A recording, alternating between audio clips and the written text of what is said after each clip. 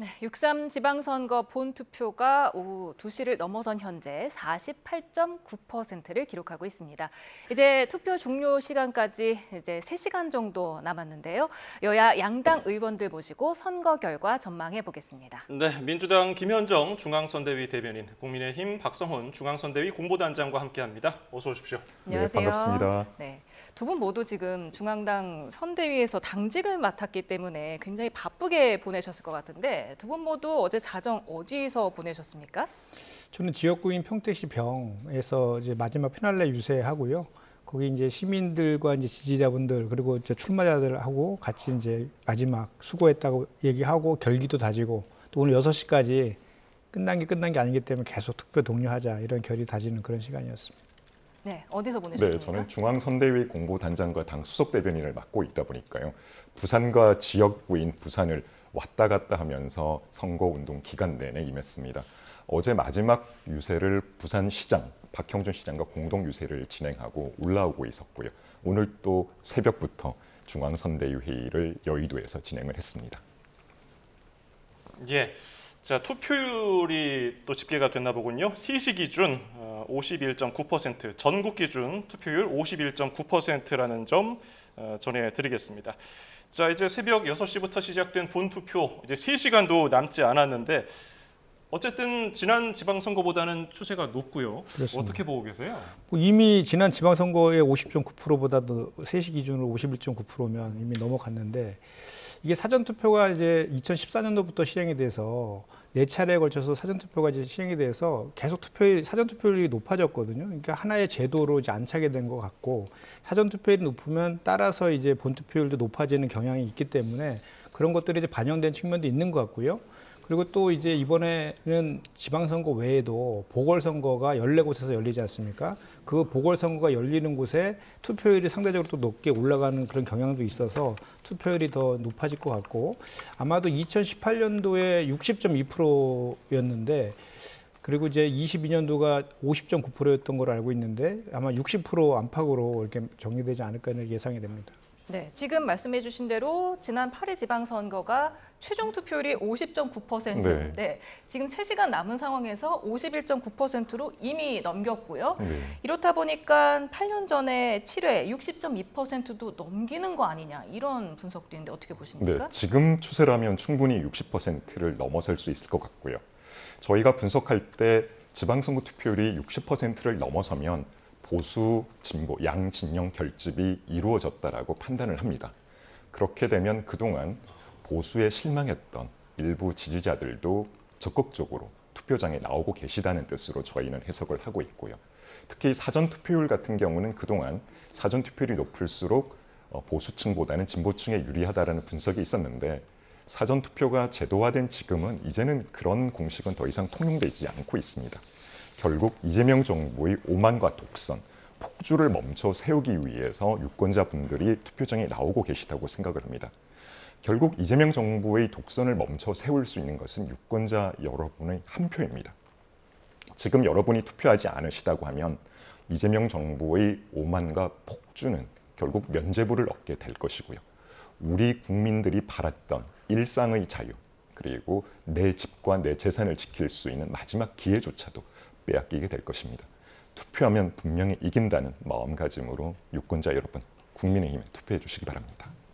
예, 그러면 두 분 모두 지금 판세를 어떻게 보고 계실지 궁금하기도 한데 최초 이제 선거 초반에는 많이 민주당에서 이길 것으로 봤었고 지금은 좀 그 수치를 보수적으로 보신 것 같은데요. 지금 격차가 많이 줄어들고 있어서 그런 건데 그래도 그럼에도 불구하고 전체적인 구도는 국정 안정론에 많이 방점이 찍혀 있어서 전반적인 그 구도는 더불어민주당이 유리한 구도가 맞고요. 우리 당에서는 지금 이제 9곳은 이제 우세로 보고 6곳이 이제 경합 그리고 이제 경북 지역 한 곳은 열세 이렇게 이제 분류하고 있는데 그 경합 지역이라고 하는 6곳 중에서 한 곳은 이제 전북이기 때문에 그걸 빼면 5곳 정도인데 그 중에서도 저희가 그 5곳이 이제 부울경하고 서울하고 대구 정도를 저희가 지금 경합으로 보고 있는데 그 중에서도 저희가 최선을 다한다라고 하면 그 뭐 전부 다 이길 수 있는 기대도 가지고 있고 4-5석 정도는 저희가 승리할 수 있지 않을까 이런 기대를 지금 하고 있습니다. 네. 사실 지방선거 역사상 투표율이 60%를 넘긴 게 딱 2차례 있더라고요. 네. 이번 선거가 그만큼 많은 관심을 받고 있다는 방증일 텐데 네. 이렇게 투표율이 높으면은 국민의힘에서는 판세를 어떻게 예측하게 됩니까? 네. 원래 대선에서 패배하고 1년 후에 치러지는 선거가 불리한 환경에서 시작될 수밖에 없죠. 당연히 보수가 어려운 상황에서 시작을 했고요. 그럼에도 불구하고 이재명 대통령의 재판 취소, 공소취소 특검법 강행이라든지 선거기간 도중에 터져나온 스벅 사태 논란과 같이 우리의 일상의 자유를 빼앗고 대한민국의 헌정 질서와 사법 질서를 파괴하는 그런 행태들의 준엄한 민심이 투표장으로 이어지고 있다고 생각을 합니다. 결국 유권자 여러분들께서 견제받지 않는 권력, 지금 이재명 정부와 민주당이 사법, 입법, 행정 모두를 장악하고 이제 마지막 남은 지방 권력까지 장악하려 나서고 있습니다. 견제받지 않는 권력에 더 이상 날개를 달아줘서는 안 되겠다는 민심이 투표율 제고로 이루어지고 있다고 생각을 합니다. 예.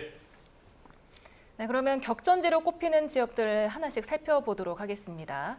상징성이 가장 큰 서울시장 선거전, 민주당 정원호, 국민의힘 오세훈 후보의 경쟁이 마지막까지 상당히 치열했죠. 두 후보의 목소리 먼저 듣고 오겠습니다. 서울 시민 여러분, 투표만이 이재명 정부의 성공을 완수할 수 있습니다. 저 오세훈을 지켜달라고 말씀드리는 것이 아닙니다. 서울의 미래를 지켜달라고 말씀드리는 것입니다. 최후의 보루 서울만은 남겨주십시오. 말뿐인 시장이 아닌 실천하는 시장, 계획만 앞세우는 시장이 아니라 성과로 증명한 약속을 지키는 시장을 선출해 주십시오. 이재명 대통령 바로잡겠습니다. 민주당의 정원호 후보가 이런 역할을 할 수 있겠습니까? 시작된 변화 압도적 완성으로 보답드리겠습니다.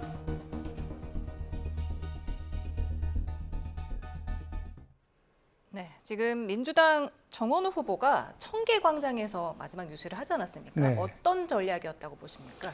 그러니까 원래 저희는 전통적으로 마지막 유세를 청계광장에서 쭉 해왔었습니다. 청계광장 하면 이제 그 민주주의를 좀 상징하는 공간이기도 하고, 또 지난번에 윤석열이 이제 불법계엄 내란 일으켜서 그것을 시민들이 이제 은흥원분과 촛불을 들고 이제 뭐 탄핵과 파면 외치면서 결국 민주주의를 지켜낸 그 상징적인 곳이기도 하잖아요. 그런 측면도 하나가 있고, 또 하나는 서울시에 우리 이제 정청래 당대표랑 같이 유세를 했는데 그만큼 서울이 이제 지방선거의 승리를 상징하는 그런 그 지역이기도 하기 때문에, 그리고 또 저 중도층이 가장 많은 곳이거든요. 그렇기 때문에 서울에서의 그런 그래서 승리해서 전국적인 선거 전체를 승리로 이어가자라는 그 의미를 담아서 마지막 유세를 이제 청계광장에서 한 것이고요.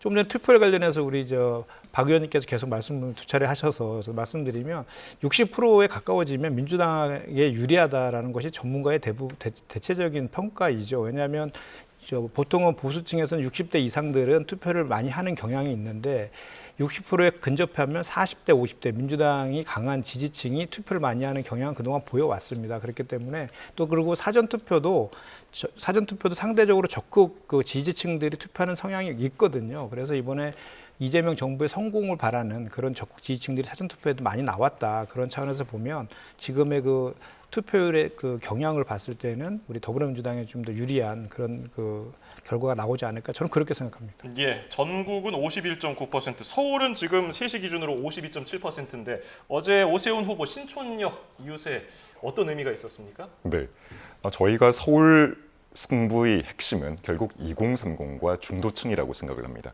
특히 신촌은 대학가로서 젊음의 거리가 상징적으로 모여 있는 곳이죠.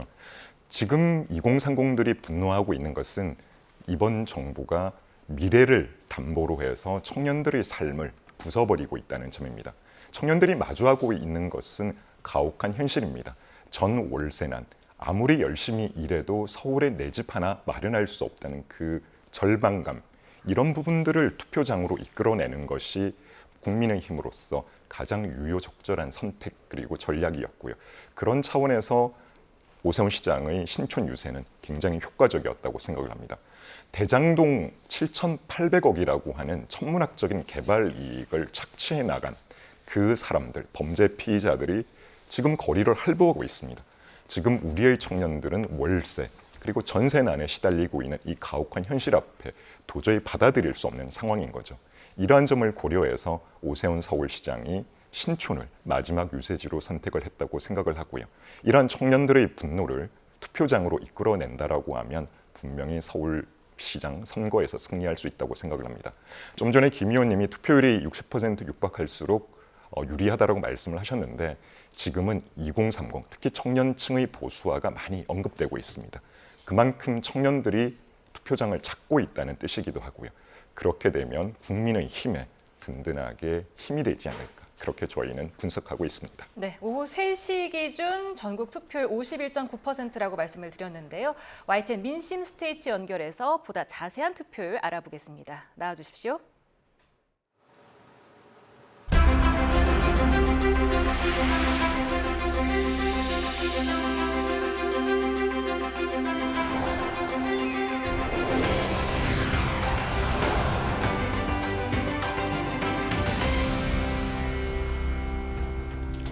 네, 현재 오후 3시 13분 지나고 있는데요. 이 시각 투표율 확인해 보겠습니다. 전국 16개 시도 투표율인데요. 광주와 전남은 전남 광주 통합특별시장을 뽑는 선거라 저희가 합산해서 표시했습니다. 자, 이 시각 전국 투표율 평균 51.9% 나타내고 있습니다. 자, 전국 평균 가로선을 위쪽에서 보실 수가 있는데요. 이 가로선보다 막대가 높이 올라온 것은 투표율이 전국 평균보다 높은 곳이고요. 또 반대로 낮은 곳은 투표율이 전국 평균보다 낮다. 이렇게 해석을 하시면 되겠습니다. 네, 자, 현재 투표율이 가장 높은 시도는 바로 강원 지역입니다. 강원 지역의 이 시각 투표율 57.2% 가리키고 있습니다. 네, 반면에 가장 낮은 시도 지금 경기 지역으로 집계가 되고 있는데요. 지금 49%를 기록하고 있는데 경기 지역에 계신 분들 빨리 투표소로 향하셔야겠습니다. 네, 이어서 최근 선거 투표율과 한번 비교를 해보겠습니다. 현재 오후 3시 기준 투표율까지 집계됐는데요. 그래프에서 연두색이 이번 지방선거의 투표율 그래프입니다. 앞서 전해드린 대로 오후 3시 기준으로 투표율 51.9% 나타내고 있습니다. 자, 그래프가 지금 3개가 제시되어 있는데요. 초록색 가장 위에 있죠. 지난해 치러진 대선 투표율이고요. 그리고 그 아래에 있는 황토색이 2년 전에 치러졌던 국회의원 선거 총선 투표율인데요. 확연하게 대선 투표율 68.7%로 높은 모습을 보실 수가 있고 총선 역시 이번 지방선거보다 훨씬 더 높습니다. 개인적인 바람으로는 이번 지방선거도 총선과 대선만큼 좀 투표율 좀 따라갔으면 좋겠다 이런 생각이 좀 드네요. 네, 저도 같은 마음입니다. 자, 이번에는 지방선거로만 범위를 좁혀서 최근 투표율 좀 비교를 해보겠습니다. 역시 연두색이 이번 지방선거의 투표율이고요. 초록색은 지난 2022년, 또 황토색은 지난 2018년 지방선거 투표율입니다. 지금 보시면 올해 지방선거 투표율이 월등히 높은 걸 알 수가 있죠. 지난 4년 전 투표율보다도 훨씬 높고요. 지난 2022년, 2018년 투표율보다도 높은 걸 알 수 있습니다. 자, 이번 지방선거 최종 투표율은 얼마나 될지 궁금해지네요. 자, 지금까지 이 시각 투표율 지난 선거와 비교해서 살펴봤습니다. 네, 민심 스테이지였습니다.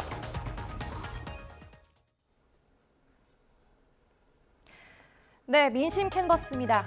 오늘 지방선거와 함께 치러지고 있는 국회의원 재보궐 관심 지역, 이번에는 경기 하남 갑으로 먼저 한번 가보겠습니다.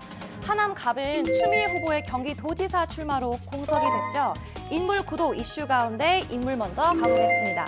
더불어민주당 이광재 후보, 국민의힘 이용 후보의 맞대결입니다. 이광재 후보부터 볼까요? 이광재 후보는 노무현 전 대통령의 비서관으로 정치에 입문해서 참여정부 국정상황실장과 강원도지사를 지냈습니다. 삼선 의원 출신인데 지난 총선 때 처음으로 강원도가 아닌 경기 성남 분당갑에 출마했다가 낙선했습니다. 당시 상대 후보는 안철수 의원이었습니다. 이번 재보궐선거에서 또다시 경기 지역에 도전장을 냈습니다. 국민의힘 이용 후보입니다. 평창 동계올림픽 썰매 총감독을 맡아서 금메달 1개, 은메달 1개라는 최고 기록을 세운 주역입니다. 비례대표로 국회에 입성을 했고 윤석열 전 대통령의 대선 후보 시절 수행실장으로 활동한 대표적인 친윤 인사입니다. 지난 총선 때도 이곳 하남 갑에 출마했는데 당시 추미애 후보의 약 1%포인트 격차, 1000여 표 차이로 졌습니다. 이번엔 서륙할 수 있을까요? 이 지역 구도도 한번 살펴보겠습니다. 경기 하남 갑은 다른 경기 지역에 비해 보수세가 있는 곳으로 알려져 있습니다. 정말 그랬는지 최근 선거 결과들 한번 볼까요? 결과만 보면 2승 2패, 엎치락 뒤치락이었습니다. 최근 두 차례 선거에서는 민주당이 우세했고요. 2022년 선거들에서는 국민의힘이 앞섰습니다. 민주당이 앞섰던 두 선거를 좀 자세히 볼까요? 아까 말씀드렸듯 총선에서는 득표차가 1000여 표, 1%포인트 차이였습니다. 지난해 대선에서도 개혁신당 이준석 대표가 받았던 평균 득표율 7.54%를 국민의힘 김문수 후보에게 합쳐보면 민주당 득표율보다 높습니다. 보수세가 상당히 강한 곳이라는 것을 알 수가 있죠. 추미애 후보의 승리로 끝난 지난 총선 당시를 지역구별로 한번 보겠습니다. 감일동을 제외한 지역은 모두 빨갛습니다. 국민의힘이 우세했다는 뜻인데요. 감일동은 두 번째로 인구가 많은 곳이고요. 이 동네는 유일하게 지난 4차례 선거에서 모두 민주당 후보의 득표율이 높았습니다.